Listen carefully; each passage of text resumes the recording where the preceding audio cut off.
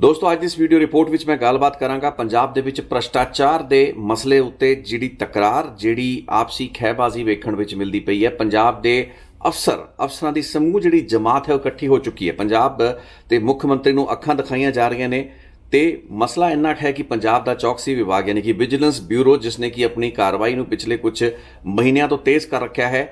सियासतदानां दे खिलाफ आपां बीती रिपोर्ट दे विच गल कीती कि किवें विजिलेंस ब्यूरो वल्लों दूसरियां पार्टियां दे लीडरां दे खिलाफ तां कार्रवाइयां साबका मंत्रियों के खिलाफ कार्रवाइयां हो रही ने, अपने लीडरां दे खिलाफ कार्रवाई थोड़ी ढिली मत्थी है। ये गल्लां बातां हो रही सन, लेकिन इस दौरान एक होर बहुत ही वड्डा विवाद उभर चुका है जो कि भगवंत मान सरकार ते खुद मुख्यमंत्री भगवंत मान लई चुनौती बन गया है।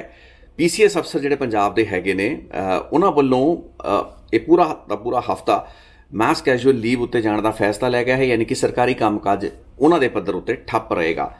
काफ़ी क्रिटिकल पोजीशन के उत्ते PCS अफसर तैनात होंदे ने ते पंजाब की जिहड़ी प्रशासन की वागडोर है एक बहुत वड्डे पद्धर उत्ते इन्हां अफसरां दे उत्ते ही निर्भर करती है। लेकिन इन्हां PCS अफसरां नूं गिला इस चीज़ का है तो इन्हां दी जिहड़ी शिकायत सरकार तो ये है कि विजिलेंस ब्यूरो चौकसी विभाग जिहड़ा महकमा है वो बिना कोई सरकार की मंजूरी ले बिना कोई सैक्शन 17A के तहत एक सैंक्शन ली जानी होंदी है पंजाब सरकार तो गवर्नर तो उस सैंक्शन नूं लए बगैर ही PCS अफसरां भ्रष्ट PCS अफसरां के खिलाफ कार्रवाई क्यों कर रहा है। हुण इत्थे लुधियाना के एक RTE का केस सामने जो कि एक इस वक्त ताज़ा जिहड़ा विवाद खड़ा होया उसकी जड़ मन्निया जा रहा है। नरिंदर सिंह धालीवाल नां दा RTE है जिसनूं कुछ दिन पहला ही गिरफ्तार जिहड़ा है किया गया। उसके खिलाफ एक करप्शन का केस रजिस्टर किया गया। यह मन्निया गया कि उसके खिलाफ कुछ अजिहियां शिकायत आईयां जिसनूं घोखण तो बाद विजिलेंस ब्यूरो ने उसनूं गिरफ्तार कर लिया तो उसनूं केस विच नामजद करता गया। इस मामले दे विच विधायक जिहड़ा लोकल विधायक सी उसकी भी इनवॉल्वमेंट रही तो उसने भी इस चीज़ नूं काफ़ी हद तक हामी भरी इस अफसर के खिलाफ कार्रवाई करने नूं लैके। लेकिन इस कार्रवाई तो बाद पंजाब के अफसरां का इस तरीके दे नाल लामबंद हो जाना, इकट्ठे हो जाना, एक तरीके का मैं इसनूं गैंग अप भी कह सकदा है, जिस तो बाद कि इन्हां अफसरां ने मैस कैजुअल लीव उत्ते जाके एक तरीके नाल सरकार नूं मुख्यमंत्री नूं धमकाता। इस दे नाल ही वो केस जो कि हुण तो कुछ दिन पहला रजिस्टर किया जाता है जिस तहत एक दर्जन के आस-पास लोगों सुंदर श्याम अरोड़ा ते एक IAS अफसर नीलिमा जिस विच नामजद है उस केस दे विच भी 8 अफसरां दीयां गिरफ्तारियां हो चुकियां ने। सो मैं पहला भी रिपोर्ट विच कहा सी कि पंजाब सरकार या पंजाब दे विजिलेंस ब्यूरो ने 8 ब्यूरोक्रेट्स अफसरशाहां नूं चक के PSI EC PSI DC के जिहड़े अफसरशाह सन उन्होंने चक के एक वड्डा काम भी किया है। तो एक इंपॉर्टेंट केस मैं इस वास्ते मानता क्योंकि पहली बार ब्यूरोक्रेसी के उत्ते जिहड़ी गाज है वो गिरी है। मन्निया जाता है कि IAS अफसर नीलिमा का नामजद होना उस करप्शन केस के विच उस तो भी कई IAS अफसर औखे ने ते IAS अफसरां ने भी मुख्यमंत्री दे नाल मुलाकात करके विजिलेंस ब्यूरो दी जिहड़ियां कार्रवाइयां हो रही ने उस उत्ते इतराज़ जिहड़े हैगे ने ज़ाहिर किए ने। हुण सवाल ये पैदा हो रहा है तो जो साडे सब लई चिंतावां दा सवाल होना चाहिए है कि अफसरां नूं तकलीफ किस चीज़ की है। जे कोई ऑफिसर भ्रष्टाचार करता है, करप्शन करता है, उसनूं गिरफ्तार किया जाता है, नामजद किया जाता है, अदालतां दे विच मुकदमे चलने जिवें आम आदमी के खिलाफ हुंदा है। कोई भी अपराध तुसीं करोगे तो तुहाडे खिलाफ कोई सैंक्शन नहीं किसी तो लई जाती, तुहाडे खिलाफ ज़्यादा से ज़्यादा अदालत तो वारंट लए जाते हैं जिस तो बाद तुहाडे खिलाफ कार्रवाई होंदी है। लेकिन अफसरां के खिलाफ जदों भी कार्रवाई होंदी है अफसरां नूं एक चीज़ की पै जांदी है कि जी जिहड़ियां तकनीकी घुंडियां हैगियां ने क्योंकि अफसरां की जिहड़ी एक बहुत वड्डी प्रोटैक्शन है वो कुछ अजिहे नियम जिहड़े इन्हां अफसरां वल्लों खुद ही बनाए गए ने वो करते हैं जिन्हां ने अदालतां दे विच फाइनली इन्हां नूं जाके रिलीफ दवाना हुंदा है, चाहे वो बेल की जमानतां की शक्ल विच रिलीफ मिले या फिर उन्हां मुकदमिਆਂ नूं ढिला करन या कमज़ोर करन दे पक्षों होवे। हुण ये जिहड़ा नरिंदर सिंह धालीवाल है RTA है इसनूं साफ सुथरा अफसर मन के PCS अफसरां ने इहदे पिछे लामबंदी कर ली है। इस तो इलावा एक होर तरसेम चंद नां दा अफसर भी है जिसनों हाल ही दे विच जिस खिलाफ परचा दर्ज किया गया। अफसरां की यह भी डिमांड है कि उसके खिलाफ भी जिहड़ी कार्रवाई है वो ना की जाए। मुख्यमंत्री दे नाल ये PCS अफसरां दी एक मुलाकात हुंदी है तो कुछ घंटे पहलां ते मुख्यमंत्री नूं ये जिहड़े अफसर हैगे ने वो 4 अपनियां मंगां दे के आंदे ने। हालांकि मुख्यमंत्री अजिहे अफसरां नूं जो कि मैस कैजुअल लीव की धमकी दे के उन्हां दे नाल मीटिंग कर रहे हैं उन्हां नूं मिल भी क्यों रहे हैं ये भी एक वड्डा सवाल है। लेकिन चलो जो मुख्यमंत्री अपने विजडम के विच सोच रहे हैं कि अफसरां दे नाल गलबात होनी चाहिए है तो ये कोई हर्ज भी नहीं है, लेकिन उस मीटिंग का सिट्टा कोई नहीं निकलता। ये अफसर 4 मंगां छड्ड के आ जाते हैं। उस विच कहा जाता है कि नरिंदर जिहड़ा धालीवाल नां दा अफसर है इसनूं तुरंत रिहा करता जाए, इसनूं तुरंत इसके खिलाफ जिहड़ा परचा है FIR क्वाश करती जाए। इस तो इलावा एक होर जिहड़ा तरसेम चंद वाला केस है उसदे विच भी रिकॉल किया जाए तो अफसरां के खिलाफ विजिलेंस ब्यूरो की जिहड़ी कार्रवाई होनी है उसके स्टैंडर्ड ऑपरेटिंग प्रोसीजर्स SOPs या स्टैंडर्ड ऑपरेटिंग प्रोटोकॉल SOPs एक हफ्ते के तय होन जिस तो बाद एक ਇੱਕ ਤਰੀਕਾ ਬਣ ਜਾਏ ਜਿਸ ਦੇ ਜ਼ਾਬਤੇ ਦੇ ਵਿੱਚ ਰਹਿ ਕੇ ਹੀ ਅਫਸਰਾਂ ਦੇ ਖਿਲਾਫ ਕਾਰਵਾਈ ਕੀਤੀ ਜਾਏ।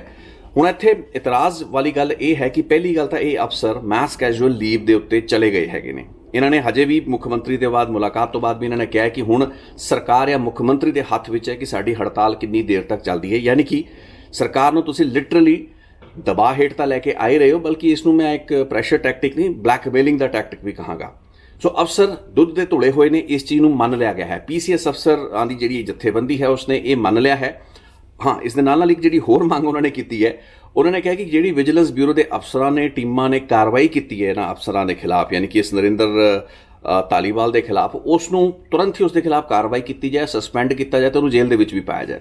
ਹੁਣ ਆਪਣੇ ਅਫਸਰ ਨੂੰ ਤਾਂ 2 ਮਿੰਟ ਦੇ ਵਿੱਚ ਇਹਨਾਂ ਅਫਸਰਾਂ ਨੇ ਪਾਕ ਸਾਫ਼ ਕਰਾਰ ਦਿੱਤਾ ਤੇ ਵਿਜੀਲੈਂਸ ਬਿਊਰੋ ਦੇ ਅਫਸਰਾਂ ਨੂੰ ਜੇਲ੍ਹਾਂ ਵਿੱਚ ਡੱਕਣ ਦੀ ਗੱਲ ਕਰਤੀ ਤੇ ਇਹ ਵੀ ਕਹਿਤਾ ਵੀ ਸਾਡੀ ਜਦੋਂ ਗ੍ਰਿਫਤਾਰੀ ਹੈ, ਸਾਡੇ ਖਿਲਾਫ ਭ੍ਰਿਸ਼ਟਾਚਾਰ ਦੇ ਕੇਸਾਂ ਦੀ ਜਦੋਂ ਤੁਸੀਂ ਪੜਤਾਲ ਕਰਨੀ ਹੈ ਤਾਂ ਮਾਪਦੰਡ ਤੁਹਾਡੇ ਵੱਖਰੇ ਤੈਅ ਹੋਣੇ ਚਾਹੀਦੇ ਨੇ, SOPs ਵੱਖਰੇ ਤੈਅ ਕਰੋ। ਤੇ ਬਾਰ-ਬਾਰ ਸੈਕਸ਼ਨ 17A ਦਾ ਹਵਾਲਾ ਦਿੱਤਾ ਜਾਂਦਾ ਹੈ, ਉਹ ਸੈਕਸ਼ਨ ਜੋ ਕਿ ਸਰਕਾਰੀ ਸੈਂਕਸ਼ਨ ਦੀ ਗੱਲ ਕਰਦਾ ਤੇ ਇਸ ਚੀਜ਼ ਲਈ ਪਾਬੰਦ ਕਰਦਾ ਹੈ ਕਿਸੇ ਵੀ ਤਫਤੀਸ਼ ਏਜੰਸੀ ਇੰਕਲੂਡਿੰਗ ਵਿਜੀਲੈਂਸ ਬਿਊਰੋ ਨੂੰ ਕਿ ਜਦੋਂ ਵੀ ਕਿਸੇ ਅਫਸਰ ਦੇ ਖਿਲਾਫ ਕਾਰਵਾਈ ਕਰਨੀ ਹੈ ਤਾਂ ਉਸ ਦੇ ਲਈ ਇੱਕ ਸੈਂਕਸ਼ਨ ਜਿਹੜੀ ਹੈ ਸਰਕਾਰ ਤੋਂ ਲਈ ਜਾਣੀ ਚਾਹੀਦੀ ਹੈ।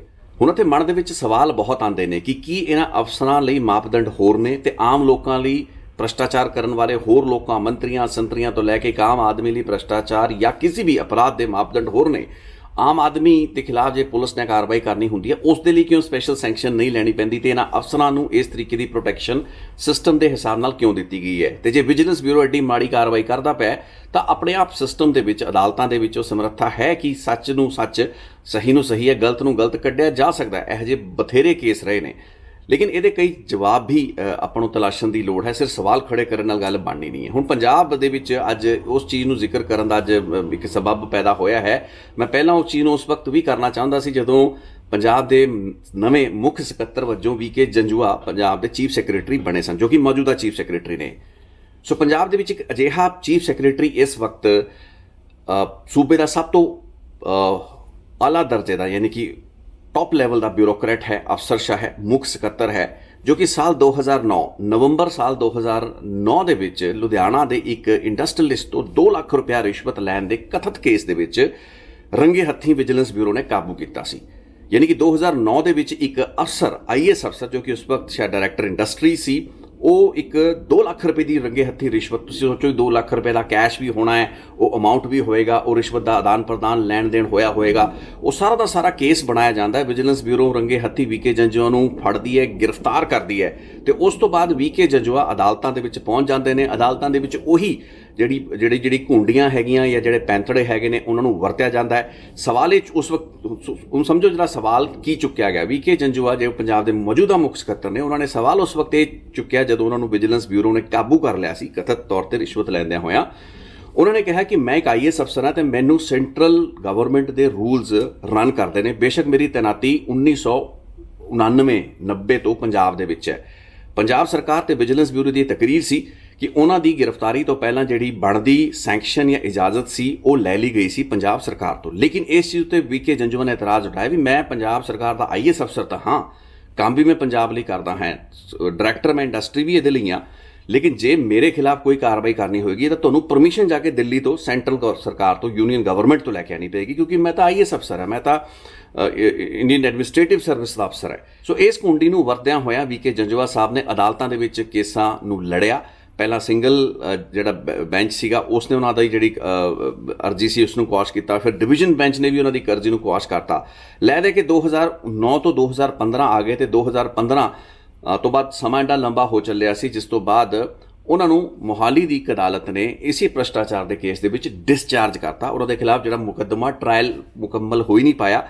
ਇਹ ਮੰਨਿਆ ਗਿਆ ਕਿ ਜੀ ਇਹਨਾਂ ਲਈ ਵਾਕਈ ਜਾ ਕੇ ਮੋਹਾਲੀ ਦੀ ਕੋਰਟ ਨੇ ਕਿਹਾ ਕਿ ਇਹਨਾਂ ਲਈ ਜਾ ਕੇ ਵਾਕਈ ਜਿਹੜੀ ਸੈਂਕਸ਼ਨ ਹੈ ਤੁਸੀਂ ਸੈਂਟਰ ਗਵਰਨਮੈਂਟ ਤੋਂ ਲੈ ਕੇ ਆਓ, ਤੇ ਜੇ ਸੈਂਟਰ ਗਵਰਨਮੈਂਟ ਨੇ ਸੈਂਕਸ਼ਨ ਦੇ ਦਿੱਤੀ ਤਾਂ ਫਿਰ ਇਹ ਨਵੇਂ ਸਿਰੇ ਤੋਂ ਮੁਕੱਦਮਾ ਚੱਲੇਗਾ।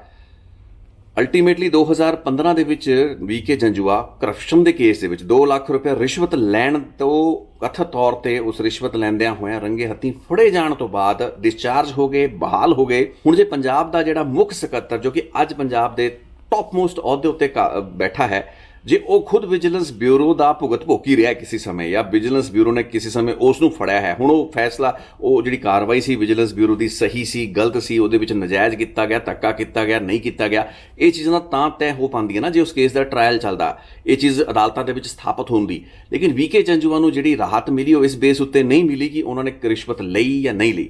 ਉਹਨਾਂ ਨੂੰ ਇਹ ਰਾਹਤ ਇਸ ਬੇਸ ਤੇ ਮਿਲੀ ਕਿ ਉਹਨਾਂ ਤੇ ਕਾਰਵਾਈ ਤੋਂ ਪਹਿਲਾਂ ਜਿਹੜਾ ਸੈਂਕਸ਼ਨ ਦਾ ਵਿਸ਼ਾ ਸੀ ਸੈਂਟਰਲ ਗੌਰਮੈਂਟ ਤੋਂ ਲੈਣ ਦਾ, ਉਸ ਨੁਕਤੇ ਨੂੰ ਆਧਾਰ ਮੰਨ ਕੇ ਉਹਨਾਂ ਨੂੰ ਇਸ ਕੇਸ ਵਿੱਚ ਡਿਸਚਾਰਜ ਕਰਤਾ ਗਿਆ ਬਿਨਾਂ ਕੇਸ ਦੀ ਟਰਾਇਲ ਹੋਏ। 6 ਸਾਲ ਤੱਕ ਉਹ ਮੁਕੱਦਮਾ ਚੱਲਦਾ ਹੈ ਤੇ ਫਿਰ ਡਿਸਚਾਰਜ ਵੀਕੇ ਜੰਜੂਆ ਸਾਹਿਬ ਹੋ ਜਾਂਦੇ ਨੇ, only to become the chief secretary of Punjab after 7 more years। So ਜਦੋਂ ਟੌਪ ਦੀ ਪੋਜੀਸ਼ਨ ਤੇ ਹੀ ਅਜਿਹੇ ਅਫਸਰ ਬੈਠੇ ਨੇ, ਤੇ ਇਸ ਤੋਂ ਇਲਾਵਾ ਪੰਜਾਬ ਦਾ ਜਿਹੜਾ ਬਹੁ ਕਰੋੜੀ ਇਰੀਗੇਸ਼ਨ ਘੁਟਾਲਾ ਜਿਸ ਦਾ ਜ਼ਿਕਰ ਮੈਂ ਪਹਿਲਾਂ ਵੀ ਕੀਤਾ ਸੀ, ਜਿਸ ਵਿੱਚ ਕਿ 3 ਪੰਜਾਬ ਦੇ ਟੌਪ ਮੋਸਟ IAS ਅਫਸਰ ਜਿਹੜੇ ਹੈਗੇ ਨੇ, ਸਰਵੇਸ਼ ਕੌਸ਼ਲ, KBS ਸਿੱਧੂ ਤੇ ਕਾਹਨ ਸਿੰਘ ਪੰਨੂ, ਸਣੇ 2 ਸਾਬਕਾ ਅਕਾਲੀ ਮੰਤਰੀਆਂ ਸ਼ਰਨਜੀਤ ਢਿੱਲੋਂ ਤੇ ਜਨਵੇਜਾ ਸਿੰਘ ਸੇਖੋਂ, ਇਹ ਸਾਰੇ ਦੇ ਸਾਰੇ ਉਸ ਕੇਸ ਦੇ ਵਿੱਚ ਆਉਂਦੇ ਨੇ। ਲੇਕਿਨ ਤੁਸੀਂ ਵੇਖਿਆ ਕਿ ਹਾਈ ਕੋਰਟ ਨੇ ਇਹਨਾਂ ਅਫਸਰਾਂ ਨੂੰ ਵੀ ਰਿਲੀਫ ਦਿੱਤੀ। ਭ੍ਰਸ਼ਟਾਚਾਰ ਦੇ ਕੇਸ ਜਦੋਂ ਵੀ ਅਫਸਰਾਂ ਦੇ ਖਿਲਾਫ ਹੁੰਦੇ ਨੇ, ਕਦੇ ਵੀ ਉਸ ਤਰੀਕੇ ਦੇ ਨਾਲ ਪਾਕ ਸਾਫ਼ ਹੋ ਕੇ, ਦੋਸ਼ ਮੁਕਤ ਹੋ ਕੇ ਅਦਾਲਤਾਂ ਦੇ ਵਿੱਚੋਂ ਨਿਕਲਦੇ ਘੱਟ ਵੱਧ ਵੇਖੇ ਗਏ ਨੇ, ਬਲਕਿ ਇਸ ਤਰੀਕੇ ਦੀਆਂ ਜਿਹੜੀਆਂ ਨੁਕਤੇ ਹੈਗੇ ਨੇ, ਇਸ ਤਰੀਕੇ ਦੀ ਜਿਹੜੀ ਟੈਕਨੀਕੈਲਿਟੀਜ਼ ਹੈਗੇ ਨੇ, ਸੈਂਕਸ਼ਨ ਦਾ ਜਿਹੜਾ ਸਭ ਤੋਂ ਵੱਡਾ ਵਿਸ਼ਾ ਹੈ ਜੀ ਕਿ ਮੈਨੂੰ ਫੜਨ ਲੱਗੇ ਉਸ ਤੋਂ ਸੈਂਕਸ਼ਨ ਨਹੀਂ ਲਈ, ਉਸ ਤੋਂ ਸੈਂਕਸ਼ਨ ਨਹੀਂ ਲਈ, ਇਸ ਤਰੀਕੇ ਦੀ ਬਹਾਨੇਬਾਜ਼ੀ ਜਿਹੜੀ ਹੈ ਉਹ ਜ਼ਿਆਦਾ ਵੇਖੀ ਜਾਂਦੀ ਹੈ ਤੇ ਉਸ ਦੇ ਵਿੱਚ ਉਹ ਕਾਮਯਾਬ ਵੀ ਹੁੰਦੇ ਆ ਰਹੇ ਨੇ। ਸਮਝ ਵਿੱਚ ਤਾਂ ਇਹ ਆਉਂਦਾ ਕਿ ਜਦੋਂ ਅਫਸਰਾਂ ਦੇ ਖਿਲਾਫ, ਬਿਊਰੋਕ੍ਰੇਸੀ ਦੇ ਖਿਲਾਫ, ਅਫਸਰਸ਼ਾਹੀ ਦੇ ਖਿਲਾਫ ਕਾਰਵਾਈ ਦੀ ਗੱਲ ਹੁੰਦੀ ਹੈ ਤਾਂ ਸਾਡਾ ਸਿਸਟਮ ਐਡਾ ਪਰਿਪੱਕ ਨਹੀਂ, ਸਾਡੀ ਪੋਲੀਟੀਕਲ ਲੀਡਰਸ਼ਿਪ ਦੇ ਵਿੱਚ ਓਡੀ ਵਿਲ ਪਾਵਰ ਨਹੀਂ, ਸਾਡੇ ਸਿਆਸਤਦਾਨ ਅਫਸਰਾਂ ਦੇ ਉੱਤੇ ਨਿਰਭਰ ਇੰਨੇ ਜ਼ਿਆਦਾ ਕਰਦੇ ਨੇ, ਇਹਨਾਂ ਦੇ ਨਾਲ ਘਿਓ ਖਿਚੜੀ ਇੰਨੇ ਜ਼ਿਆਦਾ ਹੋ ਜਾਂਦੇ ਨੇ ਕਿ ਆਪਣੇ ਤਾਂ ਜਿਹੜੇ ਸਿਆਸੀ ਦੁਸ਼ਮਣ ਹੈਗੇ ਨੇ ਉਹਨਾਂ ਨੂੰ ਤਾਂ ਜੇਲ੍ਹਾਂ ਦੇ ਵਿੱਚ ਡੱਕਣ ਦੇ ਵਿੱਚ ਮਿੰਟ ਸਕਿੰਟ ਨਹੀਂ ਲਾਉਂਦੇ, ਲੇਕਿਨ ਜਦੋਂ ਅਫਸਰਾਂ ਦੇ ਉੱਤੇ ਗੱਲਬਾਤ ਆਉਂਦੀ ਹੈ ਤਾਂ ਅਫਸਰ ਇੱਕ ਦੂਸਰੇ ਦੀ ਪ੍ਰੋਟੈਕਸ਼ਨ ਦੇ ਵਿੱਚ ਵੀ ਆ ਕੇ ਖੜੇ ਹੋ ਜਾਂਦੇ ਨੇ, ਜਿਵੇਂ ਇਸ ਕੇਸ ਦੇ ਵਿੱਚ ਹੋਇਆ ਤੇ ਇਸ ਤੋਂ ਪਹਿਲਾਂ ਵੀ ਹੋਇਆ ਹੈ। ਹੁਣ IAS ਅਫਸਰਾਂ ਨੂੰ ਇਤਰਾਜ਼ ਸ਼ਾਇਦ IAS ਨੀਲਿਮਾ ਦੇ ਉਸ ਕੇਸ ਦੇ ਵਿੱਚ ਨਾਮਜ਼ਦ ਹੁੰਦਾ ਹੈ ਤਾਂ ਕਰਕੇ ਉਹ ਭਗਵੰਤ ਮਾਨ ਨੂੰ ਮਿਲ ਰਹੇ ਨੇ। PCS ਅਫਸਰਾਂ ਨੇ ਤਾਂ ਸਿੱਧੇ ਤਰੀਕੇ ਦੇ ਨਾਲ ਗਾੜ ਦੇ ਵਿੱਚ ਜਿਹੜਾ ਮੁੱਖ ਮੰਤਰੀ ਦੇ ਗੂਠਾ ਦੇ ਰੱਖਿਆ ਵੀ ਅਸੀਂ ਤਾਂ ਹੜਤਾਲ ਤੇ ਗਏ ਤੇ ਜੇ ਤੁਸੀਂ ਆਲਾ ਐਕਸ਼ਨ ਨਹੀਂ ਕਰਦੇ ਹੋ। ਹੁਣ ਇੱਕ ਸਵਾਲ ਵਿਜੀਲੈਂਸ ਬਿਊਰੋ ਤੇ ਵੀ ਉੱਠਦਾ ਹੈ ਵੀ ਜਦੋਂ ਚੀਜ਼ਾਂ ਤੈਅ ਹੈਗੀਆਂ ਨੇ, ਸੈਕਸ਼ਨ 17A ਦੇ ਤਹਿਤ ਤੁਸੀਂ ਸੈਂਕਸ਼ਨ ਲੈਣੀ ਹੈ, ਸਰਕਾਰ ਤੋਂ ਪਰਮਿਸ਼ਨ ਲੈਣੀ ਹੈ, ਤਾਂ ਤੁਸੀਂ ਪਰਮਿਸ਼ਨਾਂ ਕਿਉਂ ਲੈ ਕੇ ਆਪਣਾ ਕੰਮ ਨਹੀਂ ਕਰਦੇ ਹੋ? ਜਿਹੜੇ ਪ੍ਰੋਸੀਜਰਸ ਫੋਲੋ ਕਰਨੇ ਨੇ, ਜਿਸ ਤਰੀਕੇ ਦਾ ਪ੍ਰੋਟੋਕੋਲ ਬਣਿਆ ਹੋਇਆ ਹੈ, ਕਿਉਂ ਉਸ ਦੇ ਵਿੱਚ ਲੈਕੂਨਾ ਛੱਡਤਾ ਜਾਂਦਾ? ਇਹ ਤਾਂ ਕਦੇ ਕਿਸੇ ਵਿਜੀਲੈਂਸ ਬਿਊਰੋ ਦੇ ਅਫਸਰ ਦੇ ਨਾਲ ਬੈਠਣ ਦਾ ਮੌਕਾ ਮਿਲੇ, ਉਹਦੀ ਟ੍ਰੇਨਿੰਗ ਦੀ ਘਾਟ ਹੈ, ਉਹਨਾਂ ਦੇ ਅਫਸਰਾਂ ਨੂੰ ਇਸ ਚੀਜ਼ ਦਾ ਪਤਾ ਨਹੀਂ ਹੈ, ਜਾਂ ਫਿਰ ਕੁਝ ਜਿਹੜੀ ਪ੍ਰੈਕਟੀਕਲ ਸਿਚੁਏਸ਼ਨਸ ਅਜਿਹੀਆਂ ਹੁੰਦੀਆਂ ਨੇ ਜਦੋਂ ਕਿ ਅਫਸਰਾਂ ਨੂੰ ਫੜਨ ਤੋਂ ਪਹਿਲਾਂ ਤੁਸੀਂ ਸੈਂਕਸ਼ਨਸ ਨਹੀਂ ਲੈ ਸਕਦੇ, ਕਿਉਂਕਿ ਜੇ ਤੁਸੀਂ ਸੈਂਕਸ਼ਨਸ ਲੈਣ ਲਈ ਹਰ ਭ੍ਰਸ਼ਟ ਅਫਸਰ ਨੂੰ ਦੇ ਮੁਤਲਕ ਕੋਈ ਨਾ ਕੋਈ ਇਜਾਜ਼ਤ ਲੈਣ ਲਈ ਗਵਰਨਰ ਹਾਊਸ ਜਾਂ ਸਰਕਾਰਾਂ ਦੇ ਉਤਲੇ ਕੁਆਟਰਸ ਦੇ ਉੱਤੇ ਚੱਕਰ ਮਾਰਨੇ ਸ਼ੁਰੂ ਕਰੋਗੇ ਤਾਂ ਖਬਰਾਂ ਲੀਕ ਹੋ ਜਾਣਗੀਆਂ ਨਾ, ਅਫਸਰਾਂ ਤੱਕ ਉਹ ਜਾਣਕਾਰੀ ਪਹੁੰਚ ਜਾਏਗੀ। ਸੋ ਜੇ ਕਿਸੇ ਅਫਸਰ ਦੇ ਖਿਲਾਫ ਭ੍ਰਸ਼ਟਾਚਾਰ ਦੇ ਕਰਨ ਦੇ ਇਲਜ਼ਾਮਾਂ ਹੇਠ ਕੋਈ ਕਾਰਵਾਈ ਕਰਨੀ ਹੈ, ਉਸ ਦੇ ਲਈ ਇਸ ਤਰੀਕੇ ਦੀ ਸੈਂਕਸ਼ਨਸ ਨੂੰ ਨਾ ਲੈਣ ਲਈ ਇਹ ਜਿਹੜੀ ਵਿਜੀਲੈਂਸ ਬਿਊਰੋ ਦੀਆਂ ਕਾਰਵਾਈਆਂ ਹੈਗੀਆਂ ਨੇ ਉਹਨਾਂ ਦੇ ਵਿੱਚ ਕੁਝ ਪ੍ਰੈਕਟੀਕਲ ਦਿੱਕਤਾਂ ਹੈਗੀਆਂ ਨੇ, ਇਹ ਵੀ ਸਮਝਣ ਵਾਲਾ ਵਿਸ਼ਾ ਹੋ ਸਕਦਾ ਹੈ। ਲੇਕਿਨ ਵੱਡਾ ਵਿਸ਼ਾ ਇਹ ਹੈ ਕਿ ਕੀ ਸੂਬਾ ਜਾਂ ਸਟੇਟ ਗਵਰਨਮੈਂਟ ਜੋ ਕਿ ਕਰਪਸ਼ਨ ਦੇ ਖਿਲਾਫ ਜੰਗ ਨੂੰ ਇੱਕ ਬਹੁਤ ਹੀ ਹਾਈ ਪਿਚ ਦੇ ਉੱਤੇ ਲੜਨ ਦਾ ਦਾਅਵਾ ਕਰਦੀ ਆਈ ਹੈ, ਅੱਜ ਇਹਨਾਂ ਅਫਸਰਾਂ ਦੇ ਇਹਨਾਂ ਪ੍ਰੈਸ਼ਰ ਟੈਕਟਿਕਸ ਦੇ ਅੱਗੇ ਗੋਡੇ ਟੇਕ ਸਕਦੀ ਹੈ? ਇੱਕ ਬੜਾ ਵੱਡਾ ਸਵਾਲ ਹੈ। ਅਫਸਰਾਂ ਦੀ ਇੱਕ ਜਿਹੜੀ ਲੌਬੀ ਹਮੇਸ਼ਾ ਤੋਂ ਹੀ ਬੜੀ ਪਾਵਰਫੁਲ ਰਹੀ ਹੈ। ਇਹ ਪੰਜਾਬ ਦਾ ਦੁਖਾਂਤ ਵੀ ਰਿਹਾ ਤੇ ਟ੍ਰੈਜਡੀ ਵੀ ਰਹੀ ਕਿ ਪੰਜਾਬ ਦੇ ਵਿੱਚ ਇੱਕ ਬਹੁਤ ਲੰਮਾ ਸਮਾਂ ਰਾਸ਼ਟਰਪਤੀ ਸ਼ਾਸਨ ਰਹਿਣ ਕਾਰਨ ਅਫਸਰਾਂ ਦੀਆਂ ਜਿਹੜੀਆਂ ਤਾਕਤਾਂ, ਜਿਹੜੀਆਂ ਪਾਵਰ ਸੀ, ਉਹ ਅਨਲਿਮਿਟਿਡ ਰਹੀਆਂ, ਪੁਲਿਸ ਦੀਆਂ ਵੀ ਤੇ ਈਵਨ ਸਿਵਲ ਜਿਹੜੀ ਬਿਊਰੋਕ੍ਰੇਸੀ ਸੀ। ਇਸੇ ਕਰਕੇ ਅਫਸਰਾਂ ਦੀ ਜਿਹੜੀ ਬਹੁਤ ਹੀ ਪਾਵਰਫੁਲ ਲੌਬੀ ਤੇ ਬਹੁਤ ਹੀ ਪਾਵਰਫੁਲ ਜਿਹੜੇ ਪਾਵਰ ਸੈਂਟਰ ਜਨਰੇਟ ਹੋ ਗਏ, ਜਿਨ੍ਹਾਂ ਨੇ ਭਵਿੱਖ ਦੇ ਵਿੱਚ ਹੋਣ ਵਾਲੀ ਕਿਸੇ ਵੀ ਵੱਡੀ ਕਾਰਵਾਈ, ਬੇਸ਼ੱਕ 2002 ਤੋਂ ਬਾਅਦ ਕੈਪਟਨ ਅਮਰਿੰਦਰ ਸਿੰਘ ਦੇ ਸਮੇਂ ਤੋਂ ਬਾਅਦ ਕਰਪਸ਼ਨ ਦੀ ਗੱਲਾਂ ਬਾਤਾਂ ਬਹੁਤ ਲੰਮੇ ਪੱਧਰ ਉੱਤੇ ਤੁਰੀਆਂ, ਲੇਕਿਨ ਅਫਸਰਾਂ ਦੀ ਕਦੇ ਵੀ ਜਵਾਬਦੇਹੀ ਤੈਅ ਨਹੀਂ ਹੋ ਪਾਈ। ਜਦੋਂ ਵੀ ਪੰਜਾਬ ਦੇ ਵਿੱਚ ਭ੍ਰਸ਼ਟਾਚਾਰ ਦੀ ਗੱਲ ਉੱਠੀ ਤਾਂ ਇੰਝ ਲੱਗਾ ਕਿ ਪੂਰਾ ਦਾ ਪੂਰਾ ਭ੍ਰਸ਼ਟਾਚਾਰ ਸਿਰਫ ਸਿਆਸਤਦਾਨ, ਵੱਡੇ ਨੇਤਾ, ਮੰਤਰੀ, ਵਿਧਾਇਕ ਵਗੈਰਾ ਹੀ ਕਰਦੇ ਰਹੇ ਨੇ। ਕਦੇ ਵੀ ਕਿਸੇ ਰਸੂਖਦਾਰ ਅਫਸਰ ਦੇ ਉੱਤੇ ਕੋਈ ਕਾਰਵਾਈ ਹੋਈ ਹੋਵੇ, ਇਹ ਨਹੀਂ ਹੋਇਆ। ਤੇ ਤੁਸੀਂ ਦੇਖਿਆ ਵੀਕੇ ਜੰਜੂਆ ਦੇ ਕੇਸ ਦੇ ਵਿੱਚ ਜਦੋਂ ਇੱਕ ਐਡਾ ਸੀਨੀਅਰ ਪੱਧਰ ਦਾ IAS ਅਫਸਰ ਰਿਸ਼ਵਤ ਲੈਂਦਾ ਕਥਿਤ ਤੌਰ ਤੇ ਫੜਿਆ ਗਿਆ ਹੋਵੇ ਤੇ ਉਸ ਤੋਂ ਬਾਅਦ ਉਹ ਕੇਸ ਵਿੱਚ ਟੈਕਨੀਕਲ ਗਰਾਊਂਡ ਦੇ ਉੱਤੇ ਡਿਸਚਾਰਜ ਹੋਏ ਤੇ ਉਸ ਫੈਸਲੇ ਨੂੰ ਕਦੇ ਕਿਸੇ ਸਰਕਾਰ ਨੇ 2015 ਤੋਂ ਬਾਅਦ ਇਹ ਵੀ ਕੋਸ਼ਿਸ਼ ਨਹੀਂ ਕੀਤੀ ਕਿ ਉਸ ਨੂੰ ਚੈਲੰਜ ਕਰਤਾ ਜਾਏ। ਵਿਜੀਲੈਂਸ ਬਿਊਰੋ ਨੇ ਵੀ ਉਸ ਤੋਂ ਬਾਅਦ ਕਦੇ ਕੋਸ਼ਿਸ਼ ਨਹੀਂ ਕੀਤੀ ਕਿ ਉਹ ਕਿਉਂ ਡਿਸਚਾਰਜ ਕਰਤਾ ਗਿਆ ਉਸ ਕੇਸ ਦੇ ਵਿੱਚ ਵੀਕੇ ਜੰਜੂਆ ਨੂੰ। ਤੇ ਅੱਜ ਇਹ ਚੀਫ ਸਕੱਤਰ ਹੀ ਇੱਕ ਅਜਿਹਾ ਅਫਸਰ ਹੈ ਜੋ ਕਿ ਵਿਜੀਲੈਂਸ ਬਿਊਰੋ ਦੀ ਕਾਰਵਾਈ ਦਾ ਖੁਦ ਭੁਗਤ ਭੋਗੀ ਰਿਹਾ ਹੋਵੇ। ਸੋ ਜ਼ਾਹਿਰ ਹੈ ਕਿ ਉਤਲੇ ਕੁਆਟਰਸ ਦੇ ਉੱਤੇ ਪੰਜਾਬ ਦੀ ਟੌਪ ਬਿਊਰੋਕ੍ਰੇਸੀ ਦੇ ਵਿੱਚ ਕਿਸ ਤਰੀਕੇ ਦਾ ਮਾਹੌਲ ਹੈ ਤੇ PCS ਅਫਸਰਾਂ ਜਾਂ ਜਿਹੜੇ IAS ਅਫਸਰਾਂ ਦਾ ਜਿਹੜੀ ਗੁੱਟਬੰਦੀ ਹੈ ਉਸ ਨੂੰ ਤਾਂ ਫਿਰ ਬਲ ਮਿਲਣਾ ਹੀ ਮਿਲਣਾ ਹੈ। ਅਜਿਹੇ ਵਿੱਚ ਉਹ ਭਗਵੰਤ ਮਾਨ ਦੀ ਸਰਕਾਰ ਜੋ ਕਿ ਕਾਫੀ ਮੈਂ ਉਸ ਨੂੰ ਅਪਰਿਪੱਕ ਮੰਨਦਾ ਹਾਂ, ਇਮੈਚੁਰ ਮੰਨਦਾ ਹਾਂ ਕਈ ਪੱਖੋਂ, ਇਸ ਪ੍ਰੈਸ਼ਰ ਨੂੰ ਕਿਵੇਂ ਝੱਲਦੀ ਹੈ ਇਹ ਵੇਖਣ ਵਾਲੀ ਗੱਲ ਹੋਏਗੀ। ਇੱਥੇ ਸਰਕਾਰ ਦੀ ਇੱਛਾ ਸ਼ਕਤੀ ਇੱਕ ਪਾਸੇ ਹੈ ਤੇ ਦੂਸਰੇ ਪਾਸੇ ਇੱਕ ਬਹੁਤ ਹੀ ਸੰਗਠਿਤ ਬਿਊਰੋਕਰੇਸੀ ਹੈ। ਮੈਂ ਇਹ ਮੰਨ ਕੇ ਨਹੀਂ ਚੱਲਦਾ ਕਿ ਪੀਸੀਐਸ ਅਫਸਰ ਸਾਰੇ ਹੀ ਕਰਪਟ ਹੁੰਦੇ ਨੇ ਜਾਂ ਆਈਐਸ ਅਫਸਰ ਸਾਰੇ ਹੀ ਕਰਪਟ ਹੁੰਦੇ ਨੇ, ਲੇਕਿਨ ਜਿਸ ਤਰੀਕੇ ਦੇ ਨਾਲ ਆਪਣੇ ਸਾਥੀਆਂ ਨੂੰ, ਆਪਣੀ ਫਰੈਟਰਨਿਟੀ ਨੂੰ, ਆਪਣੀ ਭਾਈਬੰਦੀ ਨੂੰ ਤੇ ਭਾਈਚਾਰੇ ਨੂੰ ਪ੍ਰੋਟੈਕਟ ਕਰਨ ਲਈ ਇਹ ਲੋਕ ਗੁੱਟ ਬਣਾ ਲੈਂਦੇ ਨੇ, ਜਿਸ ਤਰੀਕੇ ਦੇ ਗੈਂਗ ਅਪ ਹੋ ਜਾਂਦੇ ਨੇ, ਉਹ ਇੱਕ ਅਜਿਹੀ ਮਤਲਬ ਚਿੰਤਾ ਭਰੀ ਗੱਲ ਜ਼ਰੂਰ ਹੈ ਜਿਸ ਨੂੰ ਦੇਖ ਕੇ ਤਕਲੀਫ ਹੁੰਦੀ ਹੈ ਕਿ ਹੋਰ ਲੋਕਾਂ ਲਈ ਜਾਂ ਪੋਲੀਟੀਸ਼ੀਅਨਸ ਲਈ ਮਾਪਦੰਡ ਹੋਰ ਕਿਉਂ ਹੁੰਦੇ ਨੇ। ਇਹਨਾਂ ਅਫਸਰਾਂ ਲਈ ਮਾਪਦੰਡ ਜਦੋਂ ਤੈਅ ਕਰਨ ਦੀ ਗੱਲ ਹੋਵੇ ਤਾਂ ਇਹਨਾਂ ਨੂੰ ਆਪਣੇ ਲਈ ਸਪੈਸ਼ਲ ਜਿਹੜੇ ਪ੍ਰੋਟੋਕੋਲਸ ਚਾਹੀਦੇ ਨੇ। ਅੱਜ ਵੀ ਇਹੀ ਕਿਹਾ ਜਾ ਰਿਹਾ ਵੀ ਹਫ਼ਤੇ ਦੇ ਵਿੱਚ ਐਸਓਪੀਜ਼ ਡਿਸਾਈਡ ਕੀਤੇ ਜਾਣ। ਵੀ ਕਿਹੜੇ ਐਸਓਪੀਜ਼ ਡਿਸਾਈਡ ਕਰਨੇ? ਤੁਸੀਂ ਭ੍ਰਸ਼ਟਾਚਾਰ ਜਦੋਂ ਕਰਦੇ ਹੋ ਤਾਂ ਉਸ ਲਈ ਕੋਈ ਐਸਓਪੀਜ਼ ਡਿਸਾਈਡ ਹੁੰਦੇ ਨੇ। ਭ੍ਰਸ਼ਟਾਚਾਰ ਦੇ ਖਿਲਾਫ ਦੇਸ਼ ਦਾ ਕਾਨੂੰਨ ਇੱਕ ਹੀ ਹੈ ਤੇ ਉਸੇ ਕਾਨੂੰਨ ਦੇ ਦਾਇਰੇ ਤਹਿਤ ਤੁਹਾਡੀ ਕਾਰਵਾਈ ਹੋਣੀ ਚਾਹੀਦੀ ਹੈ। ਠੀਕ ਹੈ, ਤੁਹਾਨੂੰ ਇਸ ਚੀਜ਼ ਉੱਤੇ ਇਤਰਾਜ਼ ਹੈ ਕਿ ਜੀ ਸੈਂਕਸ਼ਨ ਨਹੀਂ ਲਈ ਗਈ, ਇਹ ਜੇ ਟੈਕਨੀਕਲ ਗਰਾਊਂਡ ਹੈ ਤਾਂ ਇਸ ਲਈ ਸਰਕਾਰ ਤੇ ਵਿਜੀਲੈਂਸ ਬਿਊਰੋ ਜਵਾਬਦੇਹੀ ਉਸ ਦੀ ਬਣਦੀ ਹੈ। ਲੇਕਿਨ ਤੁਸੀਂ ਇਹ ਕੌਣ ਹੁੰਦੇ ਹੋ ਕਹਿਣ ਵਾਲੇ ਕਿ ਜੀ ਫਲਾਂ ਅਫਸਰ ਦੇ ਖਿਲਾਫ FIR ਵੀ ਰੱਦ ਕਰੋ, ਉਹਨੂੰ ਜੇਲ੍ਹ ਦੇ ਵਿੱਚੋਂ ਵੀ ਕੱਢੋ, ਵਿਜੀਲੈਂਸ ਬਿਊਰੋ ਦੇ ਅਫਸਰਾਂ ਨੂੰ ਜੇਲ੍ਹ ਦੇ ਅੰਦਰ ਵੀ ਪਾਓ। ਇਸ ਦਾ ਮਤਲਬ ਤਾਂ ਇਹ ਹੈ ਕਿ ਤੁਸੀਂ ਸਰਕਾਰ ਨੂੰ, ਵਿਜੀਲੈਂਸ ਬਿਊਰੋ ਨੂੰ ਵੀ ਪ੍ਰੈਸ਼ਰਾਈਜ਼ ਕਰਨ ਦੀ ਕੋਸ਼ਿਸ਼ ਕਰ ਰਹੇ ਹੋ ਤੇ ਸਰਕਾਰ ਨੂੰ ਵੀ ਪ੍ਰੈਸ਼ਰਾਈਜ਼ ਕਰਨ ਦੀ ਕੋਸ਼ਿਸ਼ ਕਰ ਰਹੇ ਹੋ।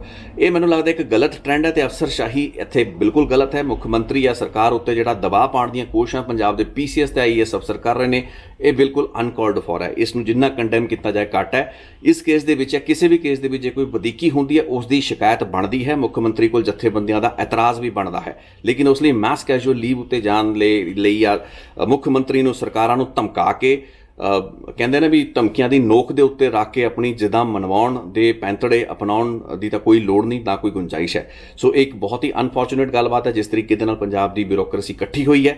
ਵਿਜੀਲੈਂਸ ਬਿਊਰੋ ਤੋਂ ਜਿੰਨੀ ਕੁ ਤਕਲੀਫ ਸਭ ਨੂੰ ਨਜ਼ਰ ਆ ਰਹੀ ਹੈ, ਮੈਨੂੰ ਤਾਂ ਲੱਗਦਾ ਵੀ ਜਿਹੜਾ ਮਹਿਕਮਾ ਕੋਈ ਅਫਸਰ ਜਦੋਂ ਕੋਈ ਥੋੜ੍ਹਾ ਬਹੁਤ ਕੰਮ ਕਰਨਾ ਸ਼ੁਰੂ ਕਰਦਾ ਨਾ ਉਸ ਤੋਂ ਸਭ ਨੂੰ ਸ਼ਿਕਾਇਤਾਂ ਹੋਣੀਆਂ ਸ਼ੁਰੂ ਹੋ ਜਾਂਦੀਆਂ ਨੇ ਤੇ ਪੰਜਾਬ ਦੇ ਵਿੱਚ ਇਸ ਵਕਤ ਇਹੀ ਹੁੰਦਾ ਹੋਇਆ ਨਜ਼ਰ ਆ ਰਿਹਾ ਹੈ।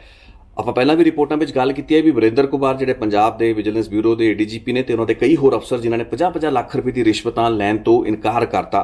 ਜੇ ਉਹ ਹੁਣ ਆਪਣੀ ਕਾਰਵਾਈ ਕਰਨਾ ਚਾਹ ਰਹੇ ਨੇ ਤਾਂ ਉਹਨਾਂ ਨੂੰ ਥੋੜ੍ਹੀ ਜਿਹੀ ਫਰੀडम ਮਿਲਣੀ ਚਾਹੀਦੀ ਹੈ। ਇਸ ਦੇ ਵਿੱਚ ਜੇ ਕੋਈ ਵਧੀਕੀ ਹੁੰਦੀ ਹੈ ਤਾਂ ਅਦਾਲਤਾਂ ਦੇ ਵਿੱਚ ਉਹ ਵਧੀਕੀ ਨੂੰ ਆਪੇ ਨਜਿੱਠਿਆ ਜਾਏਗਾ ਤੇ ਜੇ ਬਣਦੀ ਕਾਰਵਾਈ ਉਹ ਕੀਤੀ ਵੀ ਜਾਏਗੀ। ਲੇਕਿਨ ਇਸ ਤਰੀਕੇ ਦੇ ਨਾਲ ਸਰਕਾਰ ਦੇ ਗਲੇ ਵਿੱਚ ਗੂਠਾ ਦੇ ਕੇ ਕੋਈ ਆਪਣੀਆਂ ਮੰਗਾਂ ਮਨਵਾਉਣ ਦੀ ਕੋਸ਼ਿਸ਼ ਕਰੇ। ਅੱਜ ਅਫਸਰਾਂ ਦੀ ਤਕਲੀਫ ਇਹ ਹੋਵੇ ਵੀ ਸਾਡੇ ਉੱਤੇ ਹੱਥ ਪੈਣਾ ਕਿਉਂ ਸ਼ੁਰੂ ਹੋ ਗਿਆ ਹੈ। IAS ਅਫਸਰਾਂ ਨੂੰ ਇਹ ਹੋਵੇ ਵੀ ਸਾਡੀ ਇੱਕ ਸੀਨੀਅਰ IAS ਅਫਸਰ ਨੂੰ ਕਿਉਂ ਨਾਮਜ਼ਦ ਕਰਤਾ ਗਿਆ। ਮੰਤਰੀਆਂ ਸੰਤਰੀਆਂ ਤੱਕ ਤਾਂ ਮੁੱਦਾ ਠੀਕ ਸੀ, ਲੇਕਿਨ ਸਾਡੇ 8 ਅਫਸਰਾਂ ਨੂੰ ਜੇ ਵਿਜੀਲੈਂਸ ਬਿਊਰੋ ਗ੍ਰਿਫਤਾਰ ਕਰ ਲੈਂਦਾ ਤੇ ਕੀ ਤਕਲੀਫ ਇਸ ਚੀਜ਼ ਦੀ ਹੈ। ਇਹ ਸਾਰੀਆਂ ਚੀਜ਼ਾਂ ਮੈਨੂੰ ਲੱਗਦਾ ਪੰਜਾਬ ਦੇ ਲਈ ਇੱਕ ਚੰਗਾ ਸੰਕੇਤ ਨਹੀਂ ਨੇ। ਬਟ ਵੀ ਵਿਸ਼ ਕਿ ਭਗਵੰਤ ਮਾਨ ਇਸ ਦਬਾਅ ਦੇ ਹੇਠ ਨਹੀਂ ਆਣਗੇ ਤੇ ਅਫਸਰਾਂ ਦੇ ਇਸ ਪ੍ਰੈਸ਼ਰ ਟੈਕਟਿਕਸ ਦਾ ਡਟ ਕੇ ਸਾਹਮਣਾ ਵੀ ਕਰਨਗੇ। ਹੁਣ ਸਮਾਂ ਹੈ ਕਿ ਜਦੋਂ ਸਿਆਸੀ ਪਾਰਟੀਆਂ ਨੂੰ ਆਪਣੇ ਜਿਹੜੇ ਨੈਰੋ ਪੋਲੀਟੀਕਲ ਇੰਟਰਸਟ ਹਿੱਤ ਹੈਗੇ ਨੇ ਉਹਨਾਂ ਤੋਂ ਉੱਤੇ ਉੱਠ ਕੇ ਮੁੱਖ ਮੰਤਰੀ ਤੇ ਸਰਕਾਰ ਦਾ ਸਾਥ ਦੇਣ ਦੀ ਇਸ ਵਾਸਤੇ ਲੋੜ ਹੈ ਕਿਉਂਕਿ ਇਹ ਅਫਸਰਸ਼ਾਹੀ ਹੁਣ ਇਕੱਠੀ ਹੋ ਕੇ ਪ੍ਰੈਸ਼ਰ ਜਿਹੜਾ ਹੈ ਉਹ ਪਾਉਣਾ ਚਾਹ ਰਹੀ ਹੈ ਤੇ ਆਪਣੇ ਵਿਅਕਤੀਗਤ ਤੇ ਸਿਆਸੀ ਮੁਫਾਦਾਂ ਨੂੰ ਥੋੜ੍ਹਾ ਜਿਹਾ ਪਿੱਛੇ ਰੱਖਣ ਤੇ ਗੱਲ ਇਹ ਸੋਚਣੀ ਕਿ ਸਾਡੇ ਸਿਸਟਮ ਨੂੰ ਇੱਕ ਨਿਜਾਤ ਦਿਵਾਉਣ ਦੀ ਲੋੜ ਹੈ, ਛੁਟਕਾਰਾ ਦਿਵਾਉਣ ਦੀ ਲੋੜ ਹੈ ਭ੍ਰਸ਼ਟ ਮੰਤਰੀਆਂ ਸੰਤਰੀਆਂ ਤੋਂ ਹੀ ਨਹੀਂ ਬਲਕਿ ਅਜਿਹੇ ਭ੍ਰਸ਼ਟ ਅਫਸਰਾਂ ਤੋਂ ਵੀ। ਸੋ ਲੈਟ ਅਸ ਸੀ ਕਿ ਕੀ ਹੁੰਦਾ ਹੈ। ਹਾਲਾਂਕਿ ਇਸ ਕੇਸ ਦੇ ਵਿੱਚ ਜੇ ਉਸ ਅਫਸਰ ਦੇ ਨਾਲ ਧੱਕਾ ਹੋਇਆ ਹੈ, ਵਧੀਕੀ ਹੋਈ ਹੈ ਤਾਂ ਉਸ ਦੇ ਨਾਲ ਵੀ ਇਨਸਾਫ ਹੋਣਾ ਚਾਹੀਦਾ ਹੈ ਤੇ ਉਹ ਹੋਏਗਾ ਵੀ। ਇਸ ਚੀਜ਼ ਦੀ ਵੀ ਇਨਕੁਆਇਰੀ ਜੇ ਹੋ ਜਾਏ ਤਾਂ ਉਹਦੇ ਵਿੱਚ ਕੋਈ ਦੁਰਾਵਾ ਨਹੀਂ। ਲੇਕਿਨ ਇਹ ਸਾਰੀਆਂ ਚੀਜ਼ਾਂ ਕਿਸੇ ਧਮਕੀ ਜਾਂ ਕਿਸੇ ਚੇਤਾਵਨੀ ਜਾਂ ਕਿਸੇ ਮੈਸ ਕੈਜੂਅਲ ਲੀਵ ਦੇ ਬੂਤੇ ਉੱਤੇ ਜਾਂ ਉਸ ਦੇ ਆਧਾਰ ਉੱਤੇ ਨਹੀਂ ਹੋਣਾ ਚਾਹੀਦਾ। ਇਹ ਸਰਕਾਰਾਂ ਦੇ ਆਪਣੇ ਸਿਸਟਮ ਹੁੰਦੇ ਨੇ, ਇਹ ਚੀਜ਼ਾਂ ਨੂੰ ਵੀ ਵੇਖਿਆ ਜਾ ਸਕਦਾ। ਇਸ ਲਈ ਵੀ ਜਾਂਚ ਕਮੇਟੀਆਂ, ਸਪੈਸ਼ਲ ਇਨਵੈਸਟੀਗੇਟਿਵ ਟੀਮਾਂ ਬਣ ਸਕਦੀਆਂ ਨੇ। ਪਹਿਲਾਂ ਵੀ ਇੰਨੀਆਂ ਸੈਂਕੜਾਂ ਬਣੀਆਂ ਹੋਈਆਂ ਨੇ, ਇੱਕ ਹੋਰ ਬਣਾ ਦੂੰਗੇ ਕੀ ਹਰਜ ਹੋ ਜਾਂਦਾ ਹੈ। ਭਗਵੰਤ ਮਾਨ ਕੀ ਇੱਕ ਮਜ਼ਬੂਤ ਮੁੱਖ ਮੰਤਰੀ ਵਾਂਗ ਆਪਣੀ ਵਿਜੀਲੈਂਸ ਬਿਊਰੋ ਤੇ ਅਫਸਰਾਂ ਤੇ ਉਹਨਾਂ ਦੀ ਕਾਰਵਾਈ ਦੇ ਪਿੱਛੇ ਖੜਨਗੇ ਜਾਂ ਫਿਰ ਅਫਸਰਾਂ ਦੇ ਦਬਾਅ ਅੱਗੇ ਚੁੱਕਣਗੇ, ਇਹ ਵਾਲਾ ਸਵਾਲ ਹੈ ਜਿਹਦਾ ਜਵਾਬ ਆਪਾਂ ਨੂੰ ਆਉਣ ਵਾਲੇ ਕੁਝ ਦਿਨਾਂ ਹਫ਼ਤਿਆਂ ਵਿੱਚ ਮਿਲੇਗਾ। ਸੋ ਉਸ ਵਕਤ ਜੇ ਹੋਰ ਜ਼ਰੂਰਤ ਪਈ ਤਾਂ ਰਿਪੋਰਟ ਜ਼ਰੂਰ ਬਣਾਵਾਂਗੇ। ਲੇਕਿਨ ਅੱਜ ਮੈਨੂੰ ਲੱਗਾ ਕਿ ਇਸ ਅਹਿਮ ਵਿਸ਼ੇ ਉੱਤੇ ਗੱਲਬਾਤ ਹੋਣੀ ਚਾਹੀਦੀ ਹੈ। ਸੋ ਅੱਜ ਇਹ ਗੱਲਬਾਤ ਹੋਈ ਹੈ। ਬਹੁਤ ਬਹੁਤ ਧੰਨਵਾਦ ਇਸ ਰਿਪੋਰਟ ਨੂੰ ਵੇਖਣ ਲਈ। ਤੁਸੀਂ ਵੀ ਆਪਣੀ ਫੀਡਬੈਕ, ਕੋਈ ਕਮੈਂਟਸ ਹੋਣ ਮੇਰੇ ਕਮੈਂਟ ਸੈਕਸ਼ਨ ਦੇ ਵਿੱਚ ਜ਼ਰੂਰ ਉਹਨਾਂ ਨੂੰ ਪੋਸਟ ਕਰੋ। Thank you so much.